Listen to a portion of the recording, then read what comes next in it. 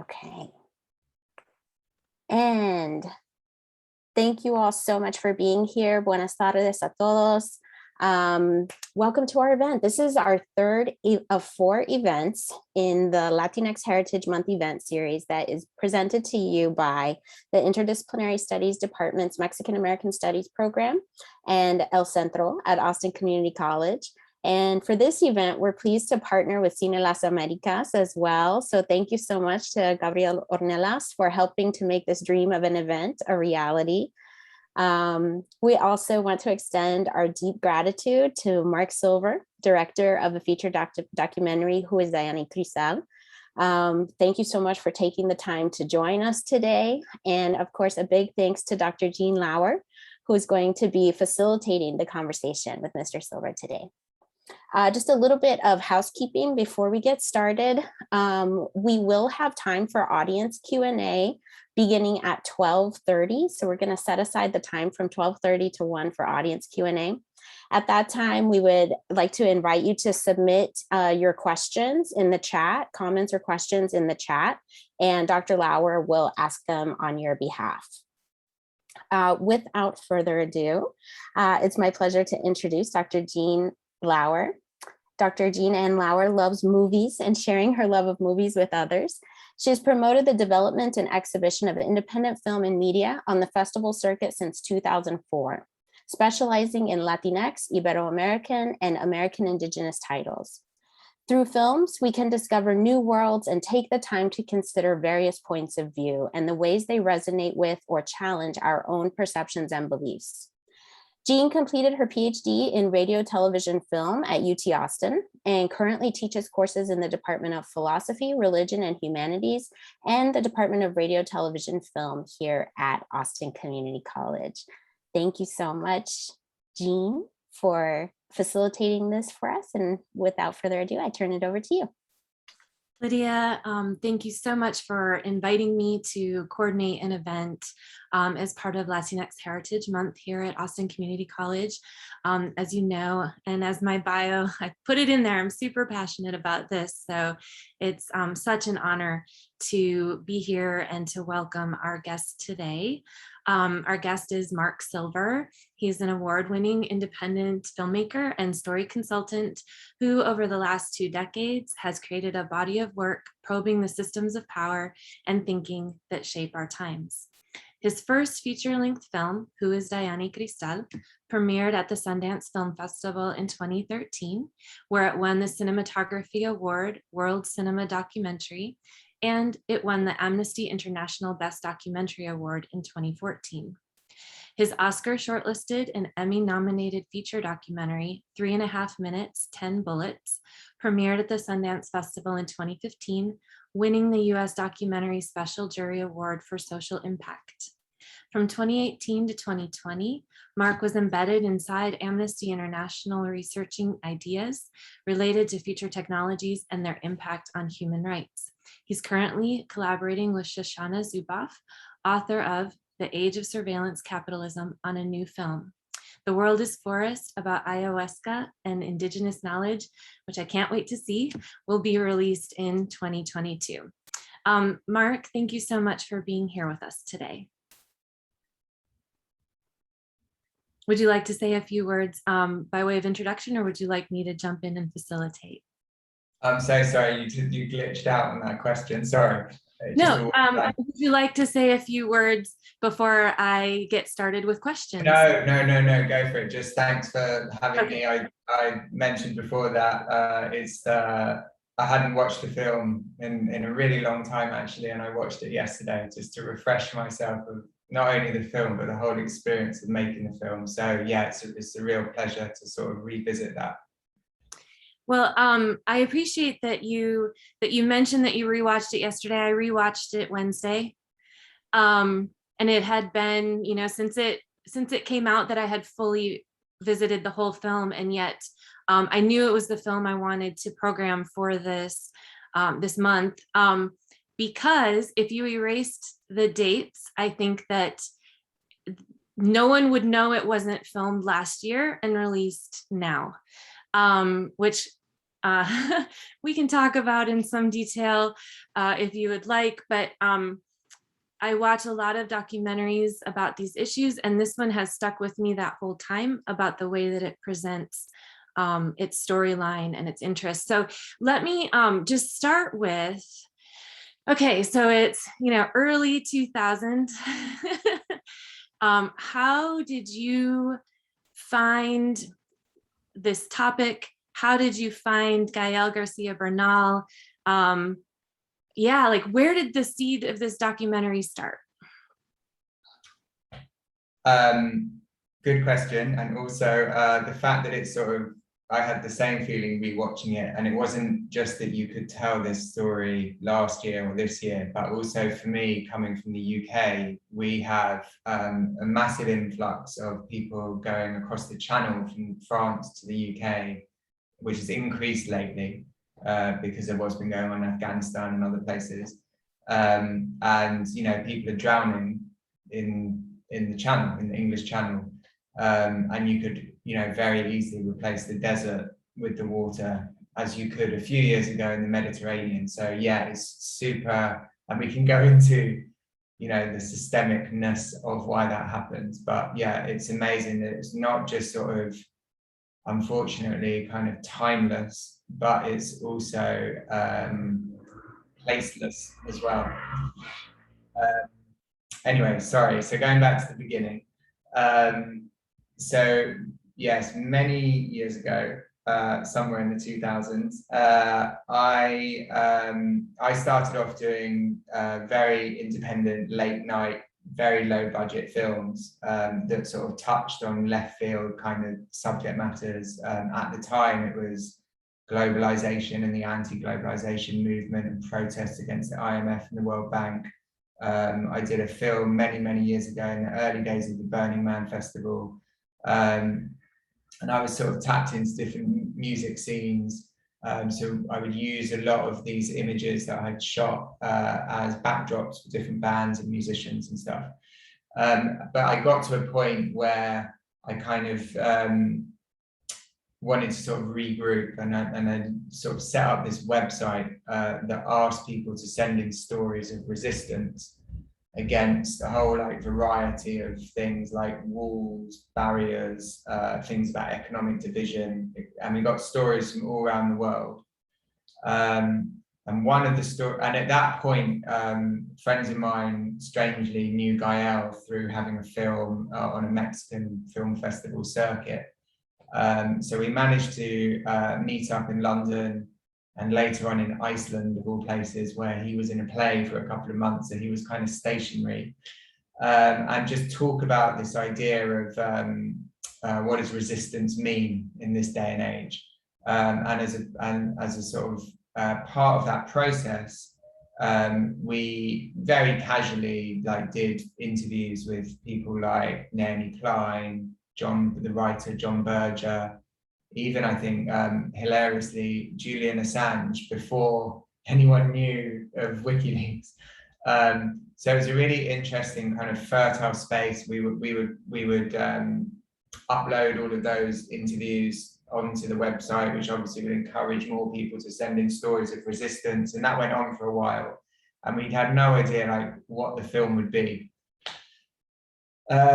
Which is very hard to raise money when you don't know what the story is. And then a story came in about the discovery of a skull in the desert of Arizona. And for some reason, that story resonated more than all the others. And I think it was something to do with the idea that through this one skull in the desert, which couldn't be you can't get a more human story than why is there a skull lying in the desert, and in asking that question, what is that skull doing in the desert, you could unpack this epic, hugely complex, hugely systemic, multinational story, and unpack the issues as to why there is a skull in the desert. And so that then led to me, amazingly, with respect to the search and rescue team in Tucson in Arizona, basically I embedded with them for about a month one summer when I knew that the rates where they discover bodies is at the highest.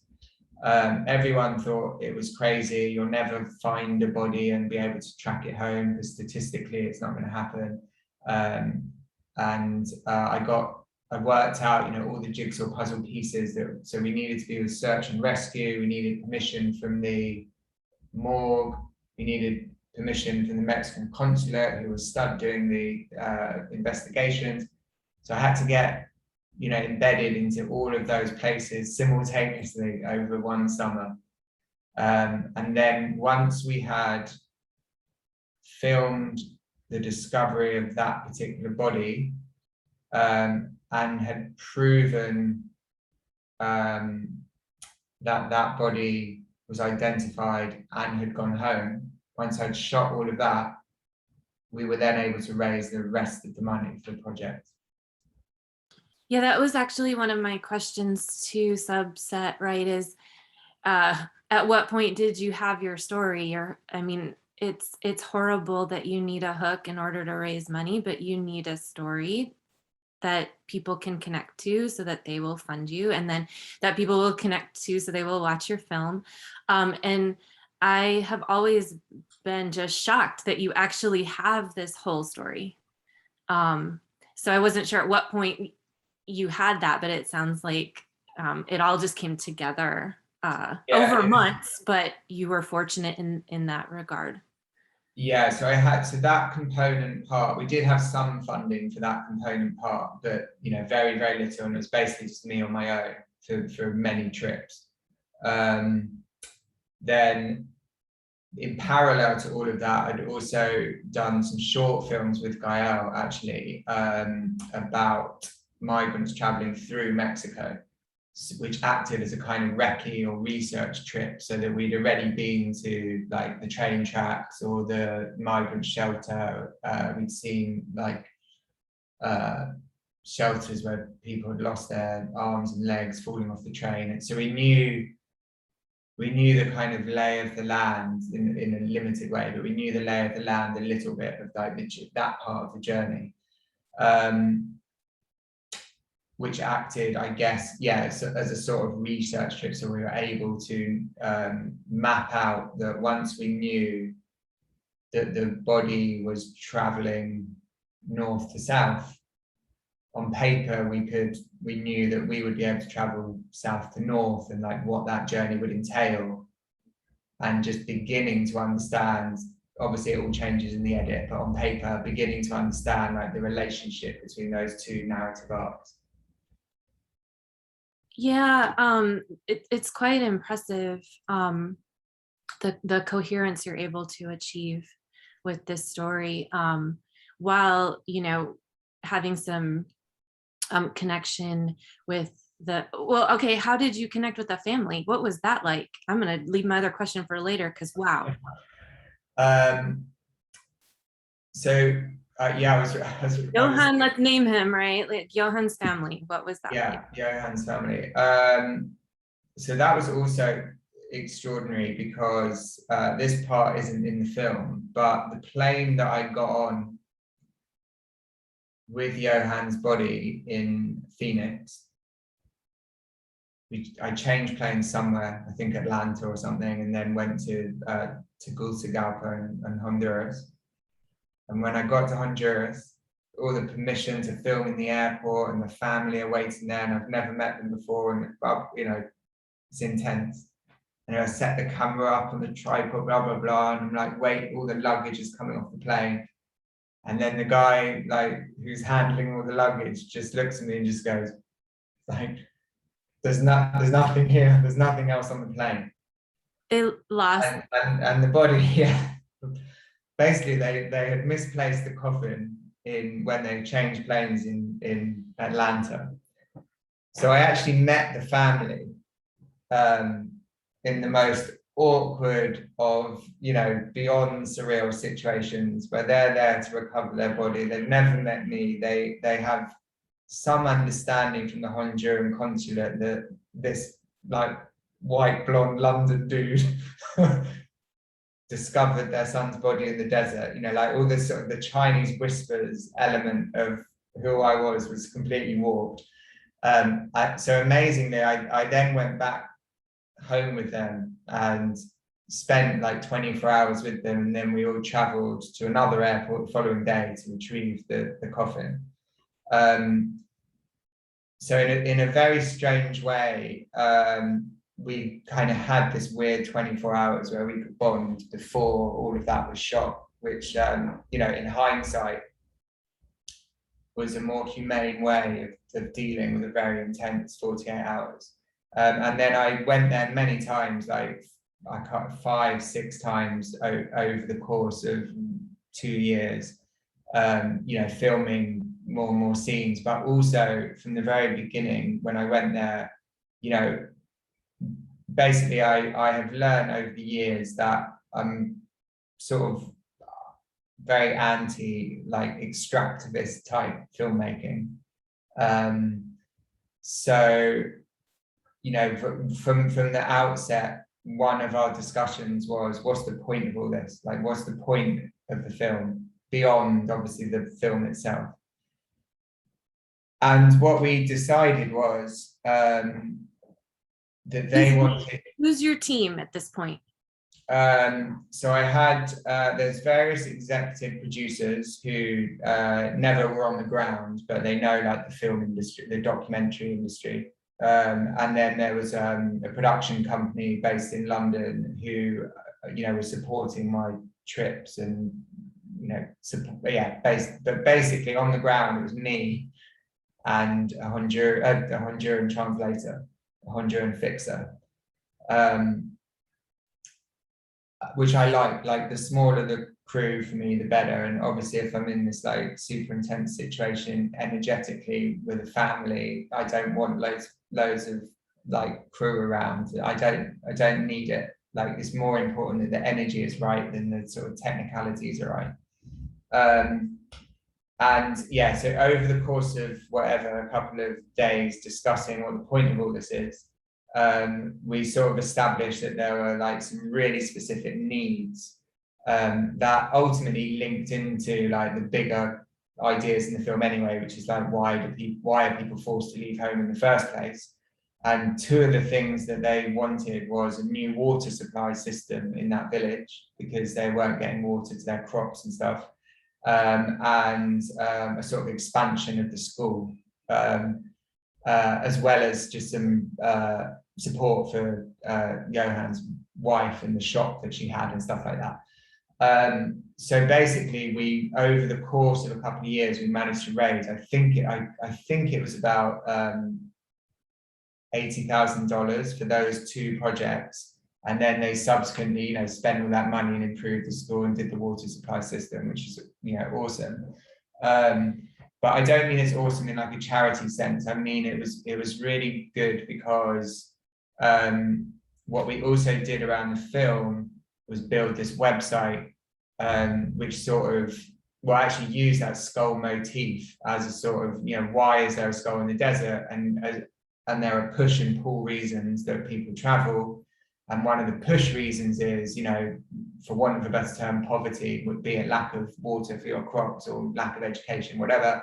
So it was, you know, a very like raw, real manifestation of like the concepts in the film being somewhat mitigated by being able to improve the water supply and the school. That said, I'm super aware that, you know, that didn't stop anyone from his village ultimately traveling north in the future. But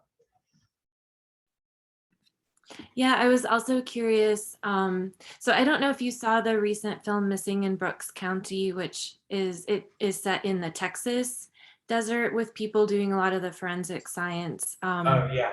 Okay. And in that one, the filmmakers chose to include, it is very much empathetic to the people who've lost their lives and their families, but they also include other perspectives, you know, anti-immigrant perspectives, pro-wall perspectives. And I know that your film's from 10 years ago, but those sentiments were still there. What were your decisions to fully commit to a POV documentary from this perspective? Yeah, no, you're absolutely right. That all of that was going on at the time. I accidentally met some of those people in the desert, actually. So I guess at the time, I guess there were two reasons. One was I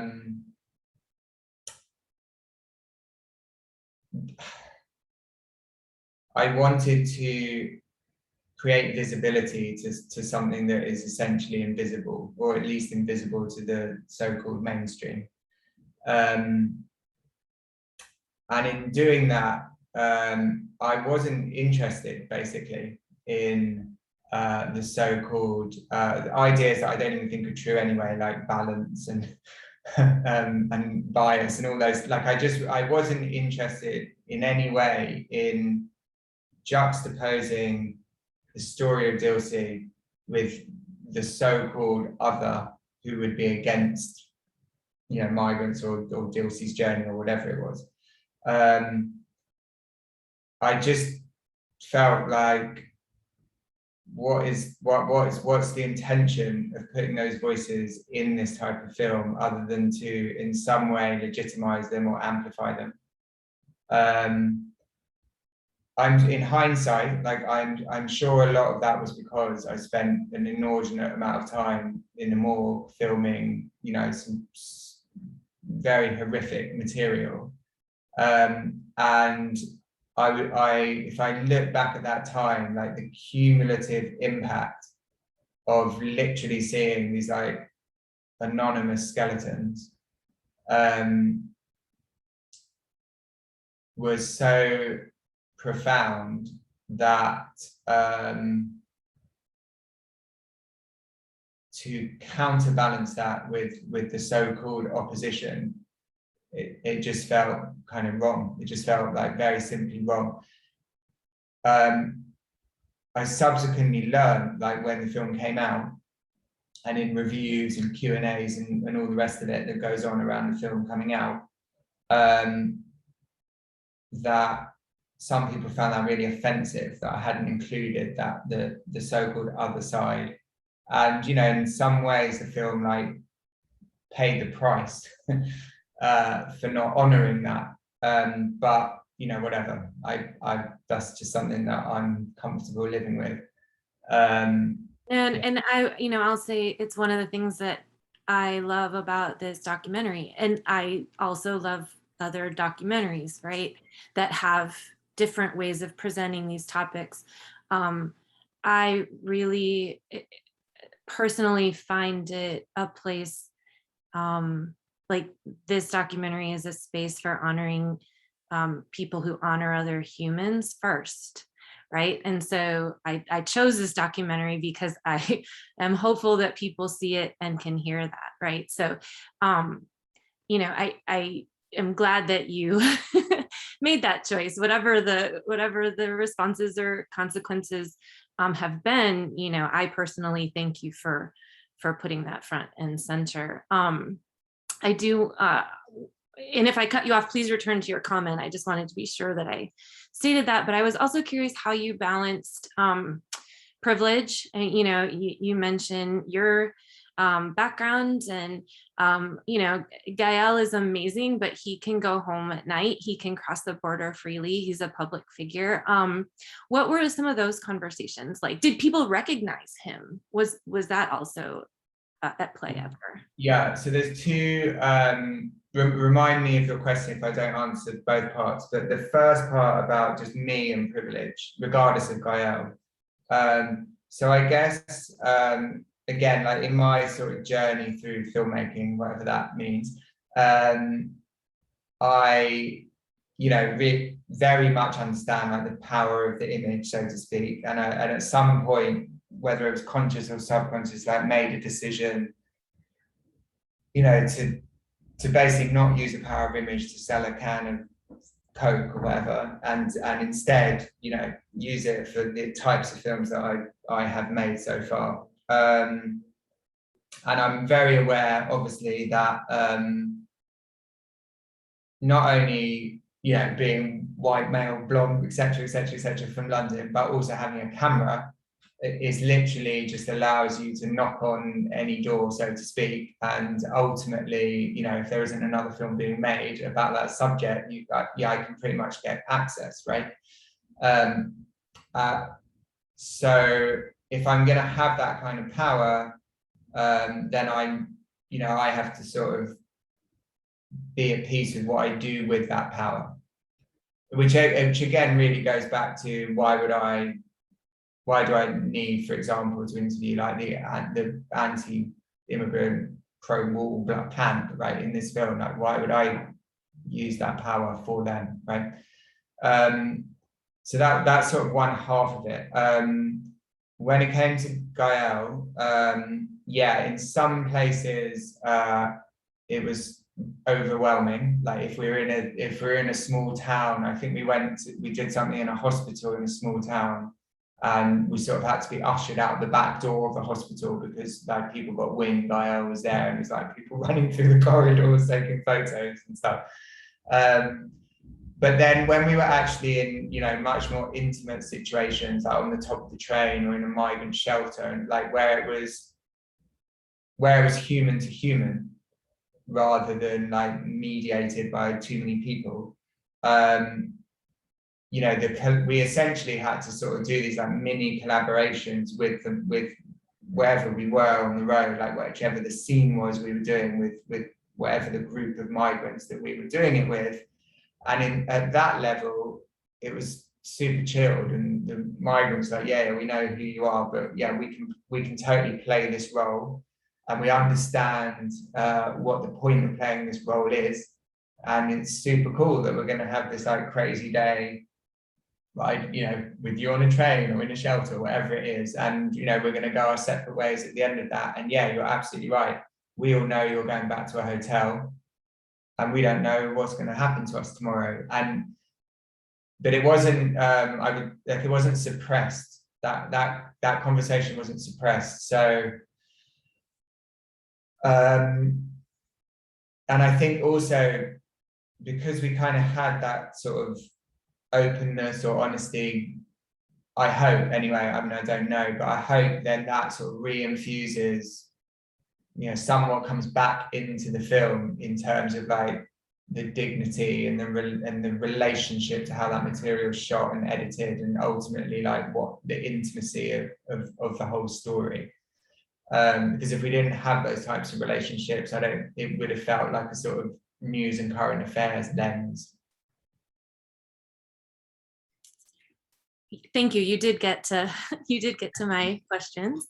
I'm going to also say out loud that if you have questions, anyone that's listening, please type in them in the chat, and I will present them to Marc, just to kind of keep the rhythm of that going. In the meantime, so if you have questions, throw them in the chat. And in the meantime, I have tons of them. So I'll ask one more while we wait for if anyone has them.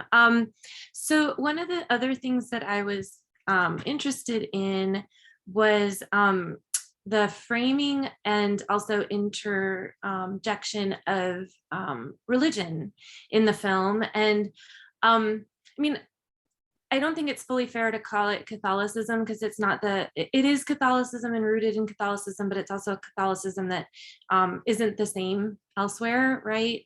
It's in many ways syncretic and historical and particular. And, you know, there's even a sort of evangelical kind of moment in the film. I was wondering if, you know, I can see where that might resonate with some people and also not resonate with others. I was wondering about reactions to that, decisions to include that, like kind of where did that come from and how did that ultimately work for you and for others? Well, I personally, I mean, maybe I'm not anti-religious, but I'm certainly not pro-religious. You know, without insulting anyone else, I see it as a sort of another form of storytelling, let's say. But the power of that storytelling in this particular setting was overpowering. Like at any given moment, there was a reference to religion somewhere. From, as you know, from the moment the body was found, where he was found with this prayer, which obviously we used to sort of bind the two narratives together, to the evangelical dude on the side of the river, which, I mean, for me was just an astounding sort of discord between the reality of the migrant's journey and this guy standing there. There was a couple of moments where I think there's one or two shots, I think, of money very close to a Bible, which is obviously my way of, you know, slightly nudging a question about like the real motive of some of the evangelical aspects of religion.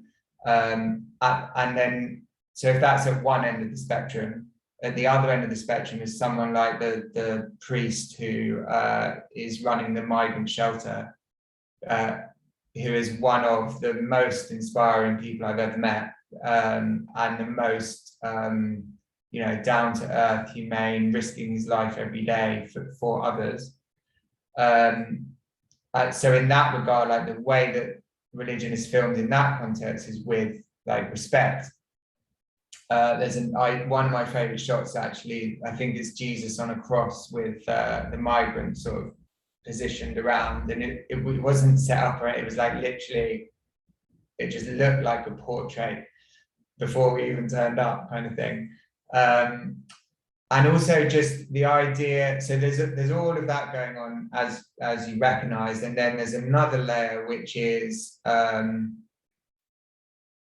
oh yes, and then there's also, there's also the other end, which is the morgue. And when all these bodies are discovered, like the vast majority do have like religious trinkets on them. So this journey of religion is like constantly present from home all the way through to the morgue, right?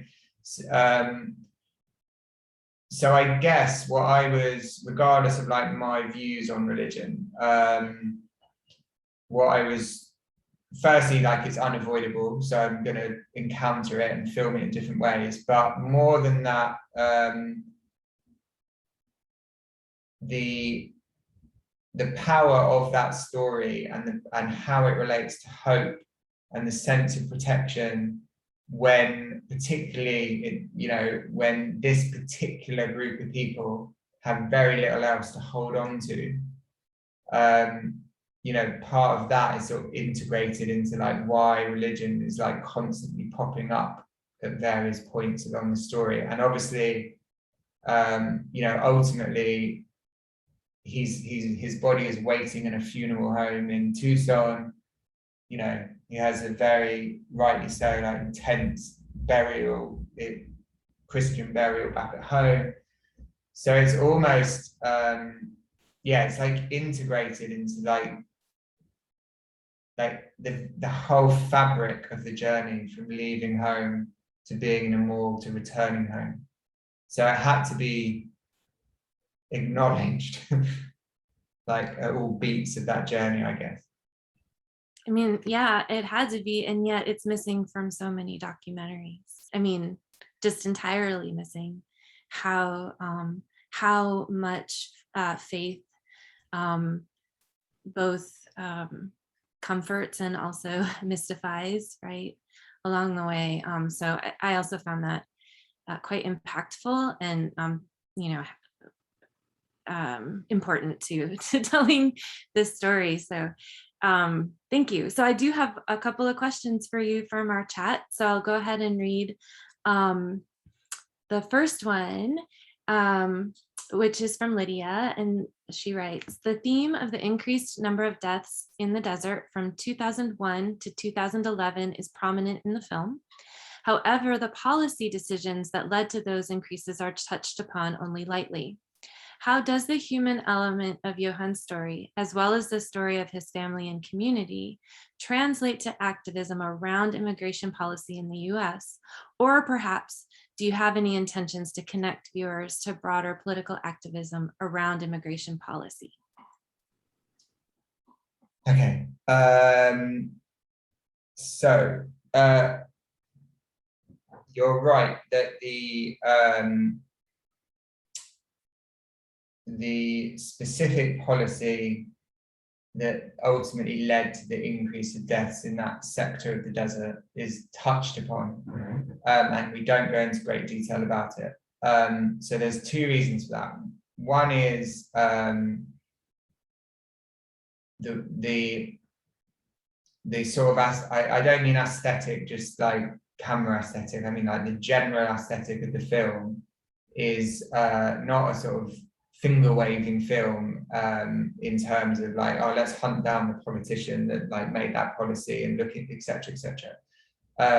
So yes, we name it, and all you've got to do is get on Google and look up that name and look up that policy, and you can, you know, spend however long you want learning more about that policy.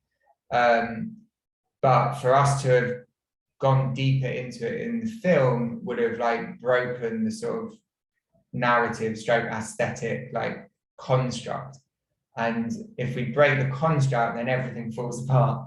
So that was like a sort of filmy technical reason why we didn't go into it deeper, but totally it needed to be named. And then I guess the other part of that is that I, particularly in this film, but actually in other films that I've made as well, I kind of see the role of these types of films as essentially acting as a sort of, it's like an act of seduction or a Trojan horse, which is if you can personify these hugely complex systemic issues through emotion and empathy and everything else, then it's up to you as an audience to decide what you want to do with that experience. So what we did, because we were very mindful of what wasn't in the film, that going back to the other thing, which was like we built a website where literally you could spend like a day on that website. And it goes into, as I said before, I can't remember exactly what they are, but there's 6 like primary ways you can, in inverted commas, help with the situation, whether it's the reasons people leave home all the way through to, I don't know, more equitable wages up north or whatever it was. But it was like, we broke down the systemic. We commissioned essays from like leading people in all those fields on each of those systemic issues. And we tapped into NGOs or activists that were related to each of those 6 issues.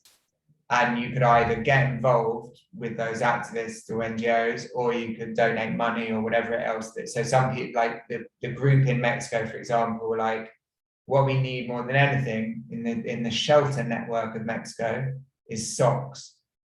Was like, what? And then it's like, yeah, if the migrants don't have socks, they get the most horrific blisters, and that's what slows them down in the desert, and that's why they die. And it was like, oh, okay, that's something we, you know, never would have thought. So we tapped into like all these different organizations and activists, etc., and knowledge, and put all of that on the website. And you could make a film about all of that, or just one of those things, or, you know, you could make many other films, but we obviously, it's very hard to, how would I like, hold a film in balance. But because I had come to understand the issues so intimately, and I was so aware that there was so much that wasn't in the film, we then actually had to raise like a whole load of extra money to sort that website out. And then I felt like I'd sort of done justice to the fact that there were loads of things that weren't in the film, but at least it was there if you wanted to find it afterwards.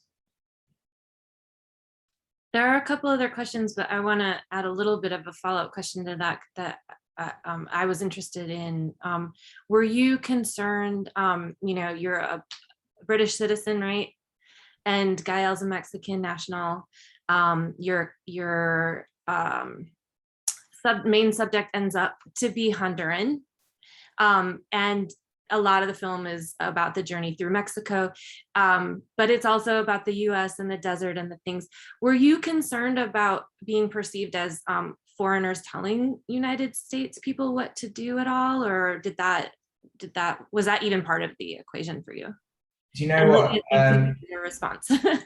Yeah, so I probably did have, so during the making of it, I wasn't concerned at all, but that was probably through naivety rather than just because I hadn't done it, because it was my first film, so I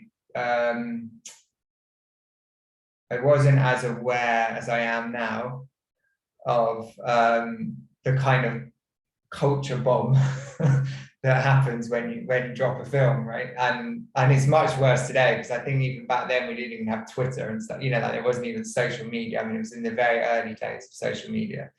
But no, now I'm very aware of what you might come up against once the film's out, right? But I was super naive then, which probably worked to my advantage.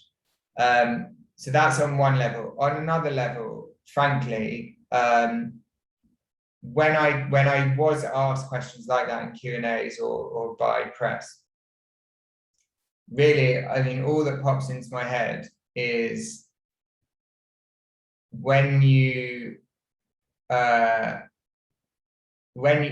see a human being at a skeletal level,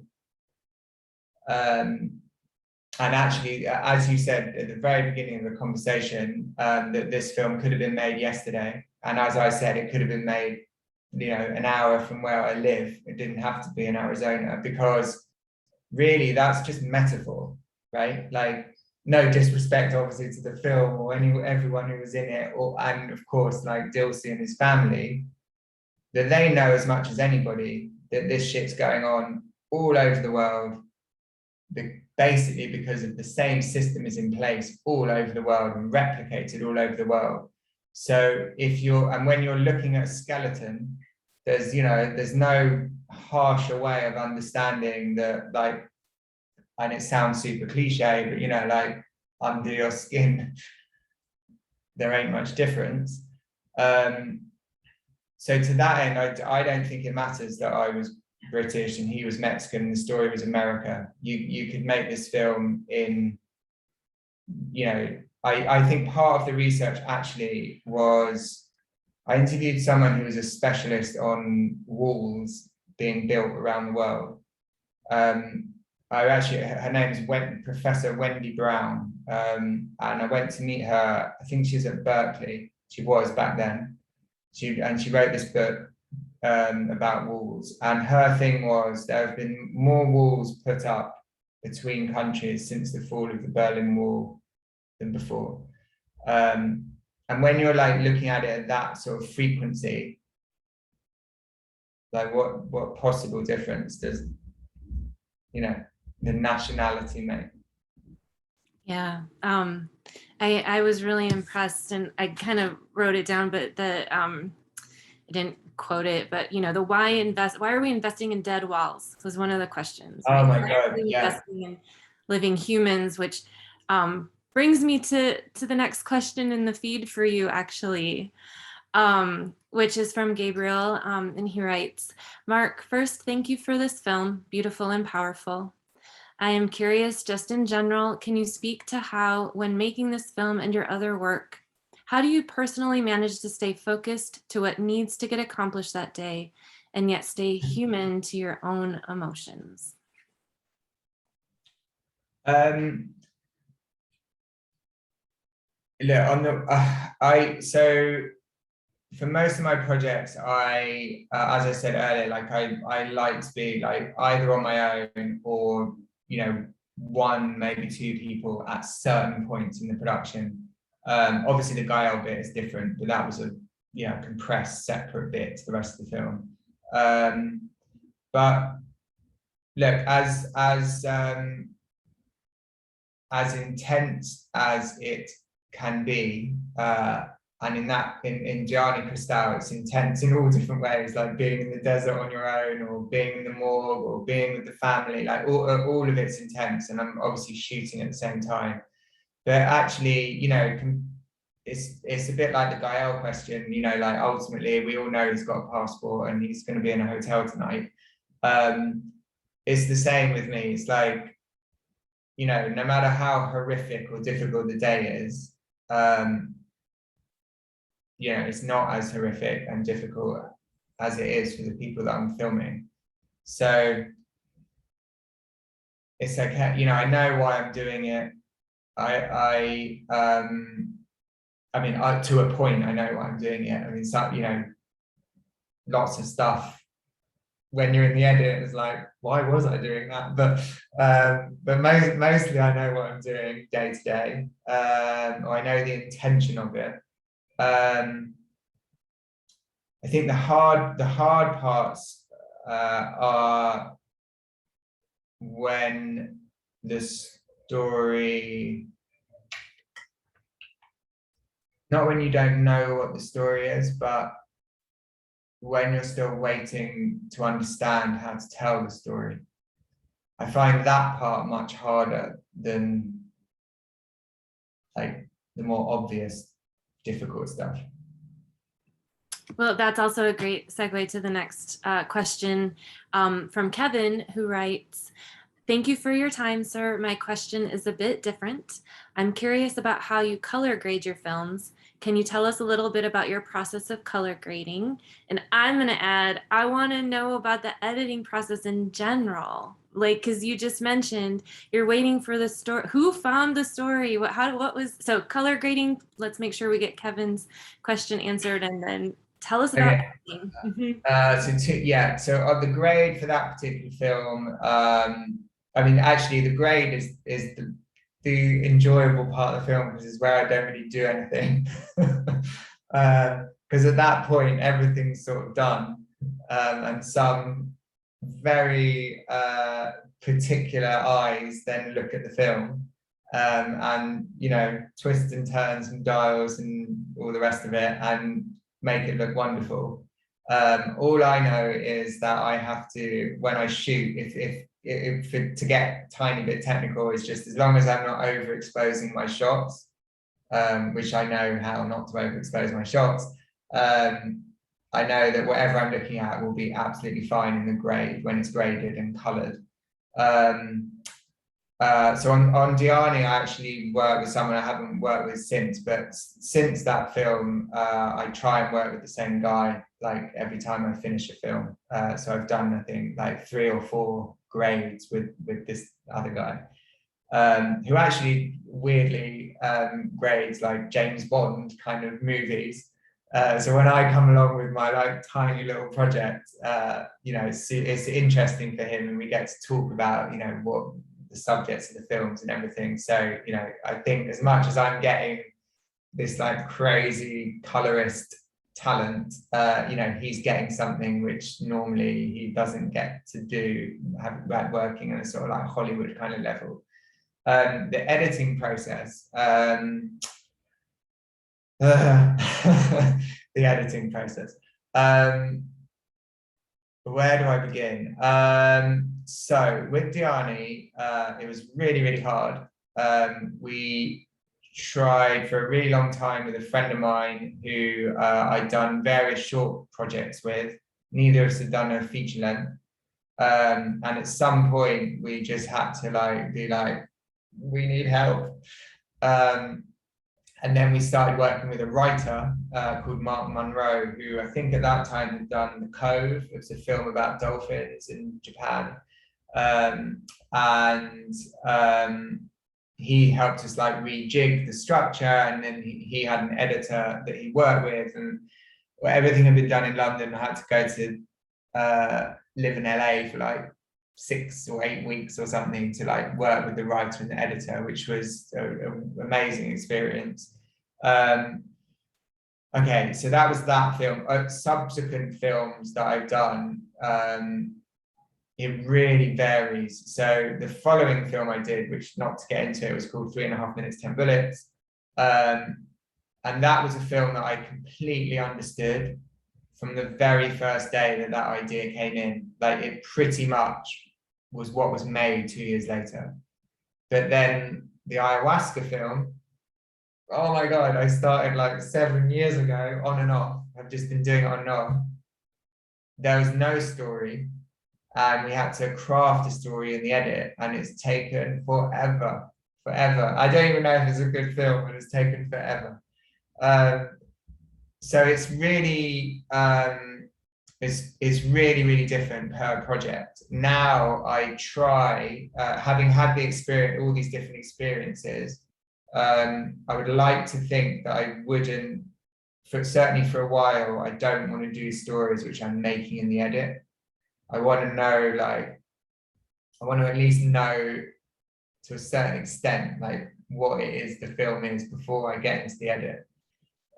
Whether that will happen or not, I don't know. But so yeah, it's all different. And also, as you read out in my bio thing, but so in the last couple of years, I've also been doing like story consultancy on other people's projects, and my God, it's so much easier. Like, just watching someone else's film and being like, yeah, just move this here and put that there and do that.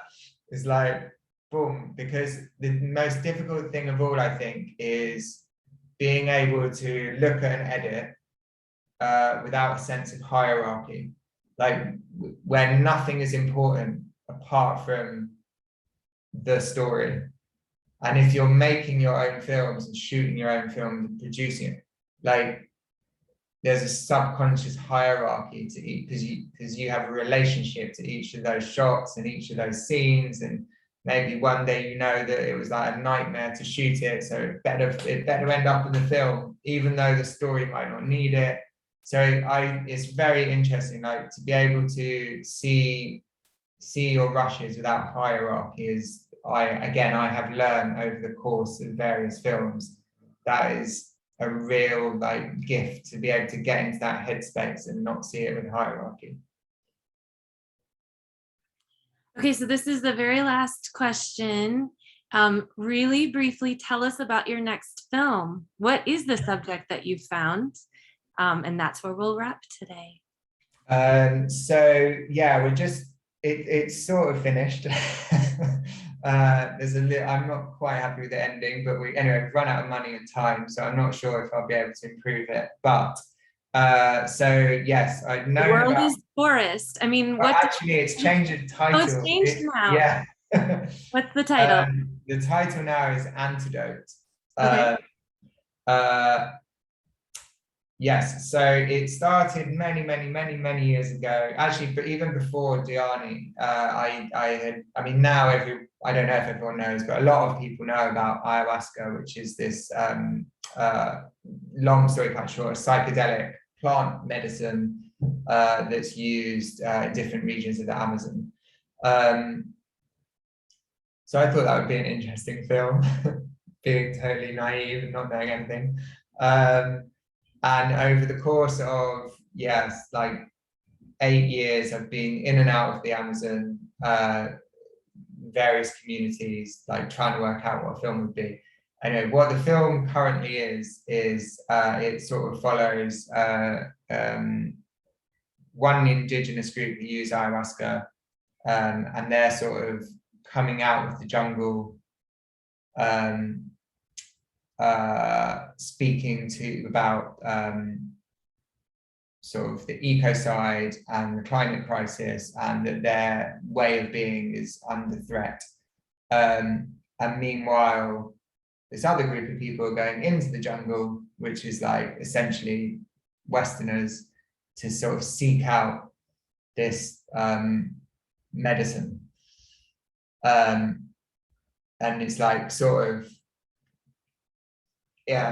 covers in a subtle way the sort of story of extractivism in the Amazon. It sort of prods at the question of is this new form of extractivism, which you could say is like spiritual extractivism, part of a trajectory that began with like us going there to take rubber and oil, and now we're going to take like spiritual knowledge, or, which is what some people think, Or equally, many indigenous people are really encouraging Westerners to come to the jungle and drink this plant medicine and start to understand the way of the jungle and the power of indigenous knowledge, the power of plant medicines, in the hope that it like shifts your perspective and means that you'll go back like home with a, you know, with a more respectful understanding of your relationship to and with nature.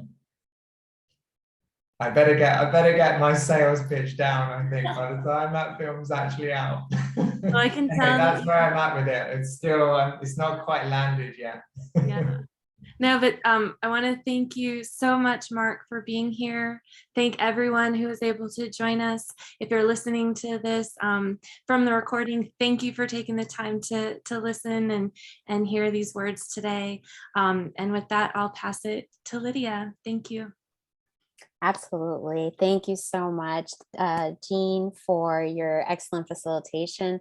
Thank you, Marc. The new film sounds amazing. I think you've got it down. The pitch, it sounds great. I can't wait to see it. And you know, thank you for making this beautiful film and bringing so much awareness to the issues that it addresses. And thank you. I really appreciated so much of your discussion about being anti kind of extractivist as a documentarian. And I'm looking forward to seeing what you do next. So thank you again for taking the time. For everybody who is with us, I'm going to share in the chat. We have one more event for our Latinx Heritage Month series coming up next Thursday, October 14th from 2 to 3:30 p.m. You can find the Zoom link for that event on the Mexican American Studies event schedule website that I just put in the chat. And there, if you missed our earlier events, we have recordings of them as well. And on that website is where we'll also put the recording of this excellent discussion with Marc Silver. So thank you all. I hope you have a wonderful day. And I appreciate all of you taking the time. Thank you again to Cine Las Americas and El Centro for a wonderful partnership. And thanks again to Marc and Jean. Oh, cool. Thank you. Take care, everybody.